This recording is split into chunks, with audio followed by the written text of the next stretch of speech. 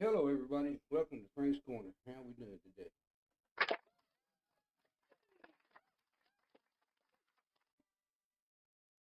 So, let's talk about some of these things I've been paying attention to here recently.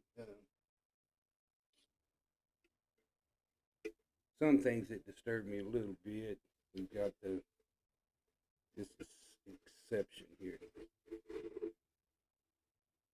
So, it seems we have a break in the Democratic Party, a fracture. I wouldn't, really wouldn't think about it too much. I'm sitting here the other day watching the impeachment vote, and I watch about 45 Democrats vote to table it, and about 40 something vote to just vote president, don't make an appointment at all. I watched every single Republican vote to table it. So now we have this indictment of Bill Clinton. I don't understand what the fascination is with Bill Clinton. Okay, so he was involved in Epstein Island. He admitted it already, said he'd testify. Now they're going to end up indict him and say he didn't say he was going to testify. And you have Democrats on board with that vote too. I'm, I'm concerned with the Democratic Party because the Republican Party is unified. This is a fact. They're unified, even though what they're doing is endangering and destroying the Constitution and the way our country was founded. They are unified. Our Democrats, on the other hand, they are not unified. I wouldn't even be shocked if Donald Trump wouldn't pay some of the Democrats off to side his way. But again, if you're going after Donnie Boy, if you're going after Bill Clinton for the Epstein files, your ass needs to be indicted too, and you need to come testify about the Epstein files yourself. It's kind of funny.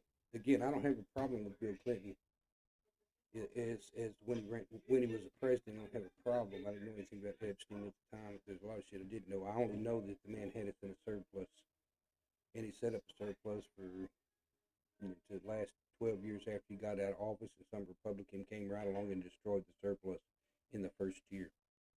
So this is a good example, and if you go back in history and look, this is a really good example of exactly what Republicans do when they take office. They destroy the system. Now you got many of billionaires. I read this the other day out there saying tax them more, but Donald Trump don't want to tax billionaires more because he's going to have to make more money. I mean, he's going to have to pay more taxes. So he don't want to go that route because it's all about him. Nothing he does is about everybody else. It's always about him. And this is one of the things that really tripped me out is that everything is about Donald Trump. You know, and nobody actually sees it. That's another thing that fascinates me. I don't understand how people don't see it. He's not going to do anything that benefits anybody. He's going to do whatever benefits him and his family and whatever he can get away with.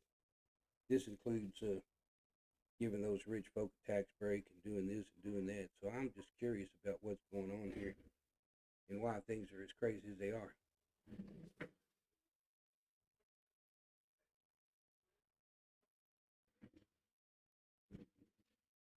So um, I'm kind of in awe just after watching what happened with those two votes. I think 8 Democrats voted to fine Clinton in contempt, and one voted present, which is just I'm not voting anyway at all. And this actually shows that even the Democrats are not unified in themselves, and it's one of the biggest problems with this party is they're not unified. If they don't find a way to actually get together on the same page and go in the same direction, they're going to have a problem. I mean, even voting, you can see when they're voting a major that there's a splinter, a fracture in the party. I wish they'd make it public. Every Democrat that's voting to help Trump out or help the Republicans out. That's what I wish they would do, make it public. Maybe I can do some research because I do think when they took that public vote on impeachment that everybody's votes registered. So I should be able to go back and find out which Democrat voted to table it instead of impeaching Donald Trump. Because he definitely needs to be impeached. He's a felon. He's a criminal. That's no different. He's definitely a criminal president. All of the things he's done are illegal as the president, pretty much. He's just, trying to do what he can to destroy the country, and we're just sitting by watching it.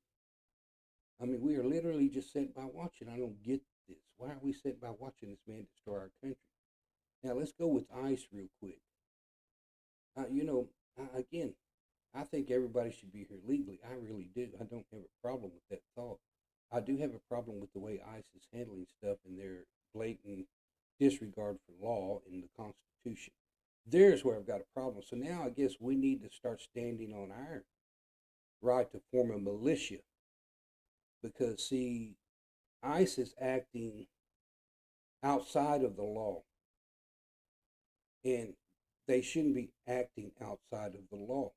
They're breaking in houses without warrants. They don't have that authority. They're shooting people in the face. Think about it. They're shooting people in the face. So I've got problems myself. I'm just trying to grasp the scenario and what's happening. But, you know, at this point, the only option we actually have, really, is to form our own militia and have them police ICE while they're doing shit and make sure that they stay in the confines of the Constitution and the law. These are the things that we need to do. You know, whether it gets done or not, is a different story, but it doesn't change the fact that we need to actually do it. And, you know, if we don't, we're to blame. We are to blame. You can't sit here when democracy completely falls and this dictator takes a fucking hold and cry about it at that point because your ass sat around doing nothing. You know, we have to be vocal about stuff. You know, this is my way of being vocal. It doesn't matter. If you ask me when I'm, you know, on my, even if you ask me at work my opinions, I'll give you my opinion. Don't worry, I don't give a fuck if you're a Trumpster or not. I'm going to give you my opinion. My opinion is pretty vocal, whether it's on here or in person. It's going to be the same. It isn't going to change. So I'm, you know, again,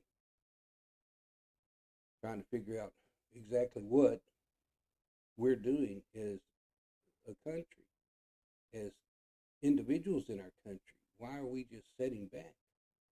You know, there are a few extremist Nazi people out there. Don't worry, there are. You know, there's a big fucking Gestapo Nazi regime at ICE right now. And just remember, ICE was founded by the Congress with a vote in 2003. So we can vote them out of existence. This is fact. They can come up with a resolution to dismantle ICE. ICE didn't exist until 2003. They're not some long-term authoritarian police type like FBI or CIA. They're not. They haven't been around long enough. They've been around for about the last 22 years, 23 years. And Donald Trump has weaponized them, is what he's done. And we have to put a stop to that. We have to let them know that can't be done. But again, this is kind of like with the civil rights movement. Believe it or not, people went to jail during the civil rights movement. People died during the civil rights movement, but they believed in it that much that they were willing to go to jail and willing to die for it. And we, as a whole in America, have become a bunch of cowards. You know, there are still people out there protesting and stuff, putting their neck on risk, but, you know, we're 340 million people strong. Our military isn't even that big. There's not a police force on God's green earth that's that big neither. So the big problem here is most of us are just sitting back and, oh, well, I ain't got no control. I can't control it. No, you can actually. You have a right to use your voice. You know, it's not the biggest thing you can do. No, you know, it's not like going out and protesting. But you have a right to use your voice. Speak up against it. And no matter what Donald Trump thinks or any of his administration thinks, we have that right. We have the right to speak out against what we consider to be unjustified behavior. And, you know, again, their actions are unjustified. Come on, they just arrested a 5-year-old kid. Give me a break. 5-year-old. They're here legally. This is the point. Rest is dead too. They're here legally. They were working the system legally. And none of you are really getting a grasp of that. A lot of these people being deported are working the system legally, doing it the right way. So you little fuckers out there that want to say all these illegal, they're here illegally. No, there are a few that are here illegally. We'll get on to that. But man, a whole lot of them that are being arrested aren't here illegally. 89% of who's been arrested aren't criminals, have no criminal history, not even as much as a traffic ticket. So your stupid ass, I'm going after the criminals, you lied. You're not going after the criminals. Again, we have to speak up. If we don't speak up, we're screwed. I'm going to say it again. I'm in my 60s. I got to be point blank. I'm in my 60s. I'm not going to be here forever. I'm on the end scale of life. But if you're 20, college student, you're a kid, you're 30s and 40s, even into close 50s, yours people life expectancy is a lot longer than mine. So do you really want to put up with this shit your entire life? Is this the crap you want to put up with? That's the point. I mean, you have to step back at some point and say, do I really want to be run by some fucking felon dictator that's using ICE as the Gestapo and illegally giving them authority they should not have, that trumps our Constitution and our civil rights? Do you want to be that person that says, oh, yeah, it's okay, I'll live the rest of my fucking life like that? Well, let me tell you what, buddy. I've had 60 years of freedom. So far, I still got some freedom. I appreciate every fucking second of the freedom I've had in my entire life. But I damn sure am not going to be happy once my freedom is taken away from me. And you people that are being complacent in supporting this Republican coup, y'all are nuts. I think the more brilliant part of that is if you live long enough and you realize what freedom was, and then all of a sudden someone takes it fucking away from you full force, you're going to be the one that understands how stupid you were for not actually acting or speaking up before it got to the point where you just can't go back to where it was. There is a point where he becomes an inset dictator and we cannot fucking erase what's happened. What we can do at that point is, yes, have another civil war, try to get rid of the bitch.